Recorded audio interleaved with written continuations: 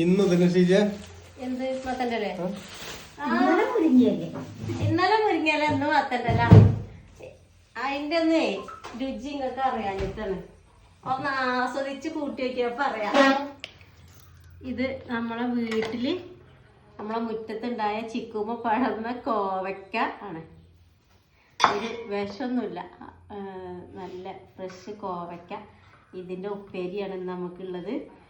കടുക് പൊട്ടിച്ചിട്ട് ഇതതിക്ക് വാരിയിട്ടിട്ട് 2 പച്ചമുളകിന് അങ്ങോട്ട് കയറിയില്ല.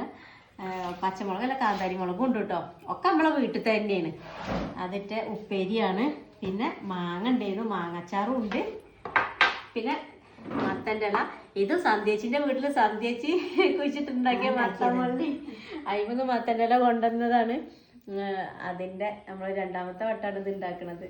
ഇതിൻ്റെ ഒരു വെള്ളം മതി നമുക്ക് ചോറിനാണ്. ഇത്രയും ഒരു പാത്രം ചോറുണ്ടാ.